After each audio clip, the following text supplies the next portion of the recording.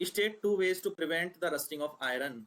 Rusting of iron को prevent करने के कोई दो तरीके बताइए। बहुत सारे तरीके होते हैं, ठीक है। ऑयलिंग कराई जा सकती है, ऑयलिंग ऑफ आयरन, ग्रीसिंग कर सकते हैं, ग्रीसिंग कर सकते हैं, पेंटिंग कर सकते हैं, पेंट कर सकते हैं आयरन की चीज़ों पर, लोहे की चीज़ों। गैल्वेनाइजिंग कराई जा सकती है, ठीक है, गैल्वेनाइजिंग, गैल्वेनाइजेशन।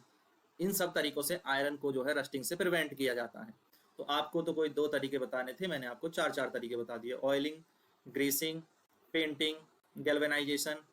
अब इनके बारे में डिटेल में भी देख सकते हैं कि आप ऑयल, ग्रीस और पेंट अप्लाई कर सकते हैं सरफेस पर, ताकि जो है सरफेस वाटरप्रूफ बन जाए।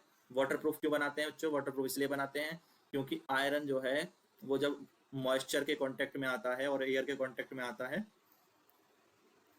तो ही वो जो है उसमें रिएक्शन होती है और उसमें रस्टिंग होती है। तो रस्टिंग जब ही होती है जब आयरन मॉइस्चर और एयर के कांटेक्ट में आता है।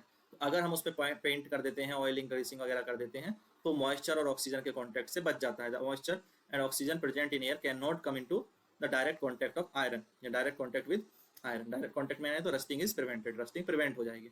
सेम चीज गैल्वेनाइजिंग में होती है। गैल्वेनाइजिंग में हम जिंक की कोटिंग करते हैं। किसकी कोटिंग करते हैं? जिंक की कोटिंग करते हैं। और जिंक की कोटिंग किसके द्वारा की जाती है? इलेक्ट्रोलाइसिस मेथड द्वारा, ठीक है, इलेक्ट्रोलाइसिस मेथड के द्वारा की जाती है।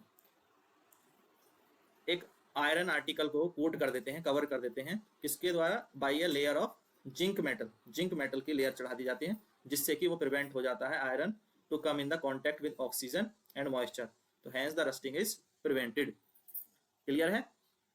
तो ये चीज समझ में आ गई है। बहुत आसान सा क्वेश्चन है, हमने इसको डिटेल में कर लिया है, तो यहाँ तक कोई दिक्कत आनी नहीं चाहिए। अब